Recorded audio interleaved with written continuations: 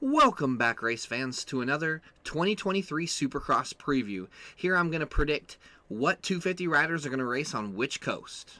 Let's get started.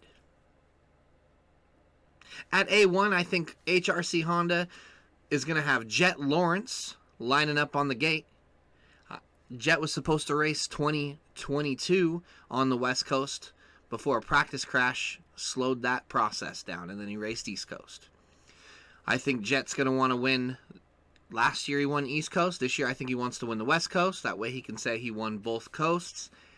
And he already is a two-time 250 outdoor motocross 250cc champion. Next up, Team Husqvarna is going to have Jalek Swoll on the gate at A1. Then I'm going to go over to the Star Racing Yamaha team, and I think they're going to line up Justin Cooper, Levi Kitchen, and Stilez Robertson on the gate at A1. And then Pro Circuit Kawasaki, I think they're going to line up Joe Shimoda on the West Coast, along with Jett Reynolds and Seth Hammaker. Now, if we don't see Jett on the West Coast, then he will be on East Coast, obviously. But then I think that takes Ryder Difrancesco and it moves him to a pro motocross only, is what my opinion is. Because with Ryder, they have a 6-rider. With Ryder D, they have a 6-rider crew. But if they only put 2 on the West, that means they're only going to put 3 on the East. And Jett Reynolds is the key to that. Then I'm going to go over to the Troy Lee Designs Gas, and Michael Mosiman lines up on the West Coast. On Red Bull KTM, I've got Max Vohland lining up on the West Coast. And then the Muck-Off Yamaha team, I added these guys in because, well, you'll see in the East Coast, but I think Garrett Marchbanks lines up here and runs there. So we've got a pretty stacked A1 coming in. Again, these are just the factory riders. That doesn't include guys like Jarrett Fry. It also doesn't include guys like Mitchell Oldenburg, who can podium and win. It doesn't have guys like Derek Drake, Preston Kilroy, Matt LeBlanc, Dylan Schwartz. I'm not sure exactly where those guys are going to line up. I'm just going off the factory teams. That's the West Coast team. Let's move over to the East Coast. On the East Coast, we're going to start back up with HRC Honda. And I believe they're going to put Hunter Lawrence over there with Chance Hymas as well. And keep in mind, Jett, he's moving to the 450 outdoor. He might show up, give or take how he's doing in the West Coast Championship. He might show up in the 450 to run, and I think that would be very exciting on the East Coast rounds. Next up, we have Husqvarna, and East Coast, they're definitely going to go with RJ Hampshire and Talon Hawkins. Now, this is if Talon Hawkins does move up and not stay in the amateur ranks. I believe he'll go East Coast. Usually the rookies do race East Coast. I think only one other time I saw a rookie race West Coast, and actually there was 2 times, but they were from the West Coast. Justin Hill did it, and Cooper Webb did it. So it's not to say that it can't be done, but usually, more often than not, they don't. And usually the reason why they do is because an injury happens on the team. So we shall see. Then we're going to go to the Star Racing Yamaha team, where I have Jordan Smith, Nick Ramano, and Nate Thrasher.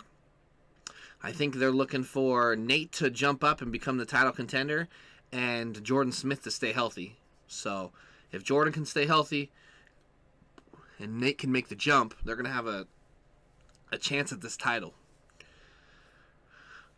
And then Pro Circuit Kawasaki is going to have Austin Forkner on the East Coast, Cameron McAdoo, And I believe Ryder Difrancesco is going to throw his leg over the bike and race East Coast. That's my personal opinion. That's what I would do.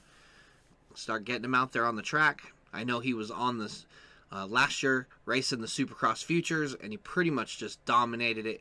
Looked like he should have been out there with the pros anyways. So, again, my opinion, I think Ryder D should move right on up. Next up is the Gas Troy Lee Designs Pierce Brown. He will line up East Coast. Already went over RJ, Hunter, and Chance, and Talon. Next up, I think Haiden Deegan does line up East Coast. Now, the only way he won't line up Supercross is if they have those rules where he needs to go through the Futures. So you could see Haiden Deegan all year go through Futures. That could be a thing. He might. I hope not. I hope we see him just line up, throw him over.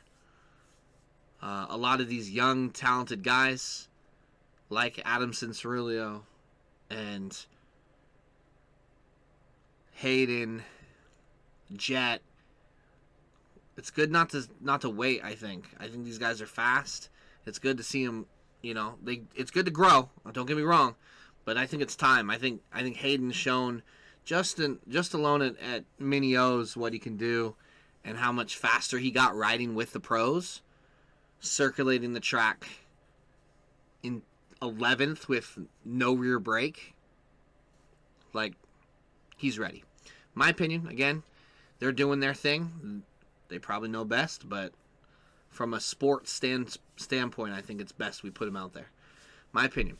Then I think Jermey Martin is going to line up East Coast on the Muck-Off Yamaha opposite Garrett Marchbanks. So Garrett in the West, they're gonna put Jermey on the East. And then last but not least, out of the factory rides, KTM will have Tom Vialle on the East Coast ready to go. So again, this doesn't put into other considerations like Mitchell Oldenburg, Marshall Wetland, Derek Drake, Preston Kilroy. Like I said previously, Matt LeBlanc, Dylan Schwartz, and Jarrett Fry. Those are all fast riders as well, capable of changing the outcome of what's going on. These are just who I think are going to race A1 and East out of the factory rides. I think wherever Jett lines up, he is the consensus to win the title. I don't think it matters what coast.